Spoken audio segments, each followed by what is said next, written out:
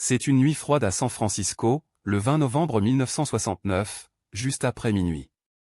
La brume étrange qui descend du Pacifique enveloppe la ville dans une atmosphère inquiétante.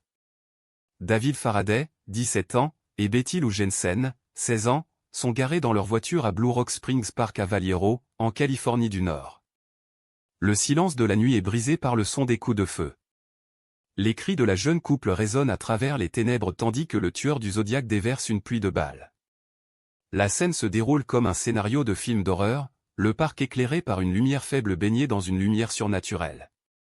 Le verre se brise, les balles ricochent sur la voiture et l'odeur de fumée et de poudre à canon flotte dans l'air. Le corps de David Faraday s'affaisse en avant, sa vie s'échappant avec chaque seconde qui passe. Betty Lou Jensen hurle de douleur tandis qu'elle gît mourante sur le siège passager.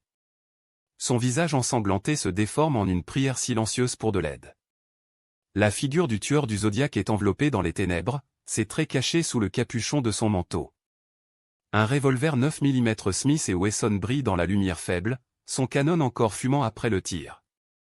Les mouvements du tueur sont rapides et efficaces, son tir précis comme il exécute ses victimes avec une précision calculée.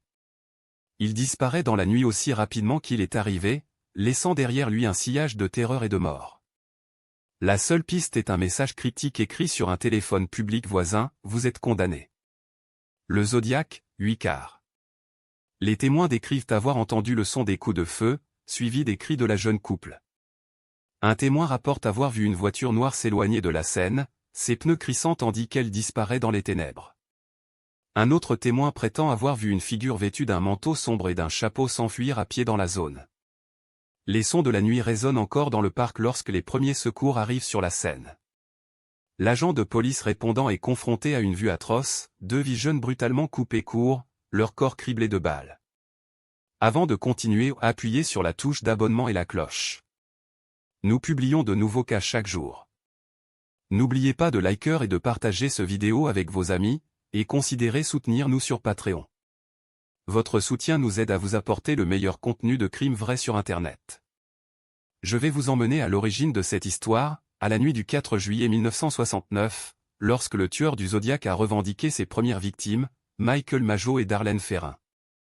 Michael a été blessé au cou et a survécu pour raconter l'histoire, mais Darlene n'a pas eu cette chance. Son meurtre a mis en scène une série de meurtres brutaux qui ont laissé les gens de la Californie du Nord sur la corde raide pendant des années à venir. Mais qui était derrière ces crimes odieux? Qu'est-ce qui a poussé le tueur du Zodiac à commettre de telles atrocités? Et a-t-il jamais été arrêté? La réponse est une histoire d'obsession, de manipulation, et d'un tueur qui a laissé un sillage de clés cryptiques et de puzzles dans son sillage, en énervant les enquêteurs et en hantant les familles de ses victimes à ce jour. En plongeant dans le monde du tueur du Zodiac, vous apprendrez aux crimes, aux suspects et aux théories qui ont captivé l'imagination du public pendant des décennies. Bienvenue dans Un crime scène, où nous plongeons dans les profondeurs de certains des crimes les plus odieux de l'histoire. Aujourd'hui, nous allons explorer le cas du tueur en série Zodiac, un tueur en série qui a terrorisé la Californie du Nord dans la fin des années 1960 et le début des années 1970. La personne centrale de ce cas est Arthur Lee Allen, un homme de 29 ans vivant à Vallejo, en Californie. Allen était un bibliothécaire scolaire, une personne calme et discrète qui gardait pour elle-même. Mais sous cette façade, un secret sombre et sinistre se tramait. La vie quotidienne d'Allen semblait ordinaire. Il travaillait dans une bibliothèque locale, passait du temps avec sa famille et ses amis, et était même un maître scout pour le groupe de scouts de son fils. En surface, il paraissait être un type normal, même sympathique. Mais ceux qui l'entouraient auraient plus tard révélé une personnalité plus sinistre, une personnalité qui était susceptible d'explosions d'irritabilité et avait une fascination pour l'occulte. À mesure que nous plongerons plus profondément dans le cas, il est clair que la personnalité double d'Allen était un aspect crucial de l'identité du tueur en série Zodiac. La femme d'Allen, Betty, aurait plus tard dit que son mari avait un sens de l'humour étrange et était souvent irrité, mais elle n'a jamais soupçonné rien. Ce qui rendait Arthur Lee Allen sympathique et relatable pour ceux qui l'entouraient était sa personnalité charmante. Il était un bon écouteur et était même connu pour être un peu un séducteur. Mais comme nous explorerons dans notre prochaine émission, c'est cette charme qui a conduit certains à lui faire confiance sans réserve. Le voisin d'Allen, John Ince, aurait plus tard rappelé que Allen était un peu un solitaire, mais lorsqu'il parlait, il s'ouvrait et était très amical. Ce qui rendait Allen si difficile à repérer était sa capacité à compartimenter ses pensées et ses comportements sombres de sa vie quotidienne. Cela le rendait un maître de la manipulation. Les relations d'Allen étaient bâties sur la confiance, et il avait un don pour gagner facilement la confiance des gens. Mais comme nous le verrons, c'est précisément cette confiance qui a finalement conduit à sa chute. Les relations d'Allen avec sa famille et ses amis semblaient normales, mais c'est ses relations avec les personnes qu'il visait qui révéleraient finalement la profondeur de sa dépravation. En examinant le cas, il devient clair que les relations d'Allen avec ses victimes étaient bâties sur un piédestal de tromperie et de manipulation. Alors, qu'est-ce qui a changé dans la vie d'Allen au cours des mois précédant le premier meurtre? Quel est le déclencheur des pensées sombres et des impulsions qui l'ont poussé à devenir le tueur en série Zodiac? C'était le 4 janvier 1968, vers 2 heures du matin. La brume se déplaçait depuis l'océan Pacifique, réduisant la visibilité à presque zéro. La ville de Vallejo, en Californie, était silencieuse, avec seulement quelques voitures circulant sur les rues désertes. La température était d'environ 10 degrés Celsius, avec une légère rosée tombant du ciel. L'obscurité était presque palpable, et c'était le décor parfait pour un crime qui secourait la nation. Les événements qui ont conduit au crime ont commencé le 31 décembre 1967, lorsque le jeune couple, Betty Lou Jensen et David Faraday, a assisté à une fête de lycée. Ils ont décidé de prendre une voiture jusqu'à la route de l'Eckerman, où ils ont garé leur voiture et marché sur la rive du lac. C'était une nuit romantique, avec la pleine lune brillant sous le ciel. Ils ignoraient la danger qui se cachait dans l'ombre, et leur soirée sans souci allait bientôt prendre un tournant mortel.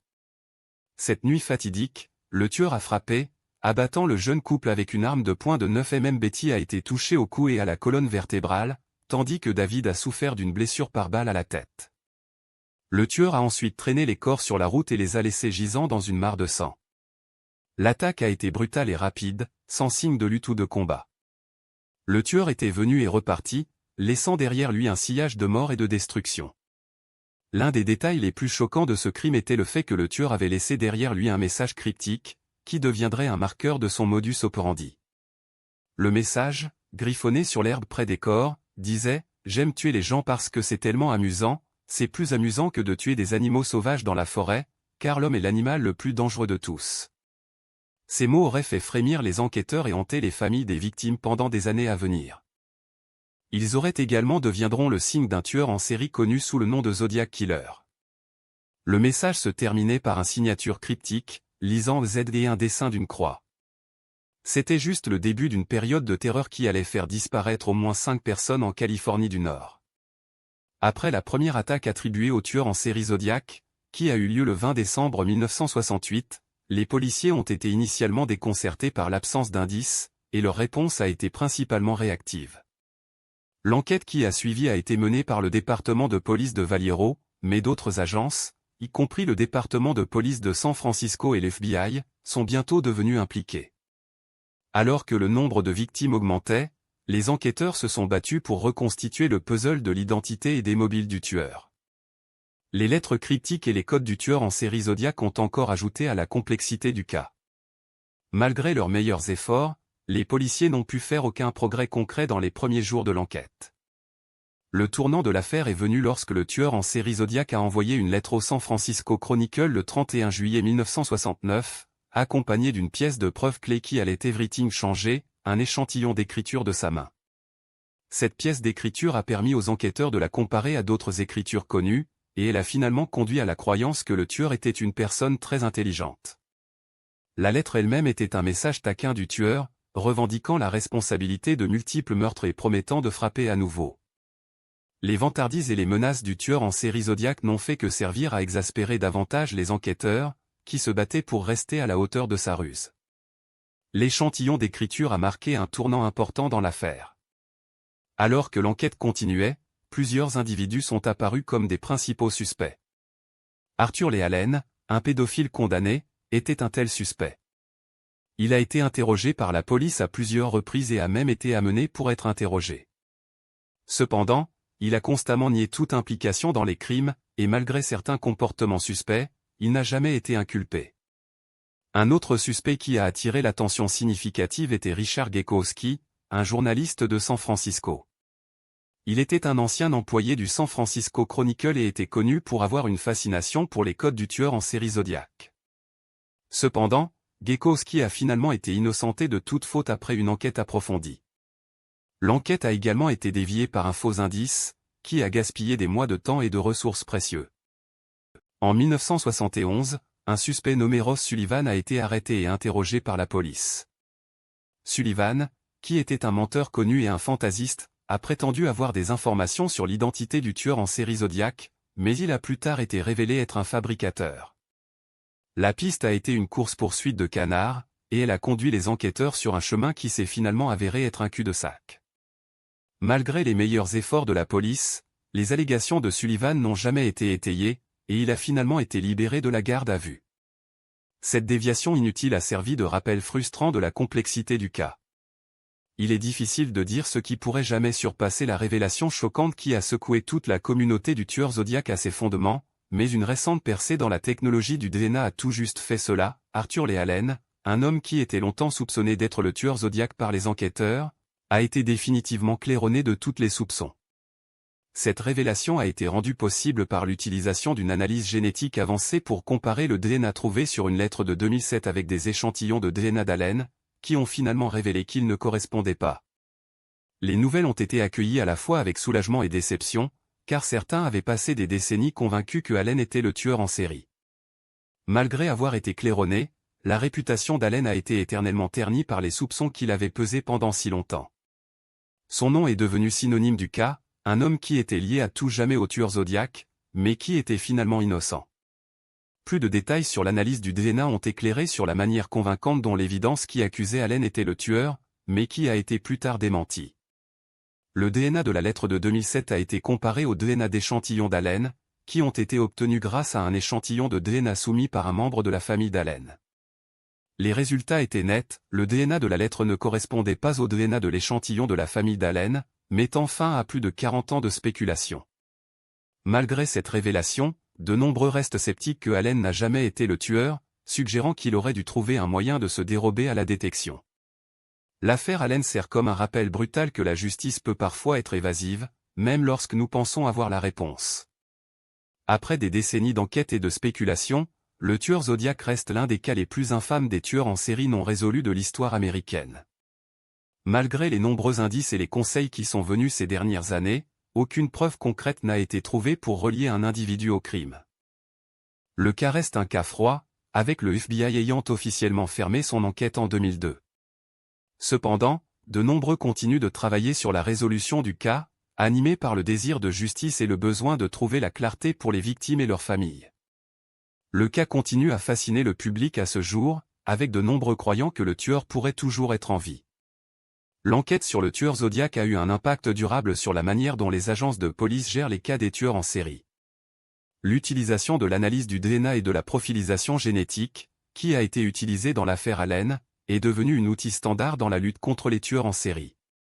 De plus, le cas du tueur Zodiac a mis en évidence l'importance d'avoir une tâche dédiée à la résolution des cas à haut profil comme celui-ci. Le cas a également conduit à des changements dans la manière dont les agences de police rapportent les cas des tueurs en série, avec de nombreuses agences travaillant maintenant en étroite collaboration avec la police pour s'assurer que les informations sensibles ne soient pas divulguées prématurément. Le cas du tueur Zodiac restera à tout jamais comme un tournant dans la manière dont les agences de police abordent les enquêtes sur les tueurs en série. Si vous avez des opinions fortes sur le fait que Arthur Lee Allen était bien le tueur Zodiac, laissez-nous savoir dans les commentaires ci-dessous. A. Il était le tueur, mais a réussi à s'en sortir, ou B. Il était un innocent qui a été pris dans un réseau de soupçons. Nous voulons entendre vos opinions. Une autre question pour vous, croyez-vous que les motifs du tueur Zodiac étaient motivés par le désir de notoriété et de célébrité, ou était-il un individu calculateur et rusé qui voyait ses victimes comme rien de plus que des pions dans son jeu tordu? Laissez-nous savoir dans les commentaires quel camp vous êtes.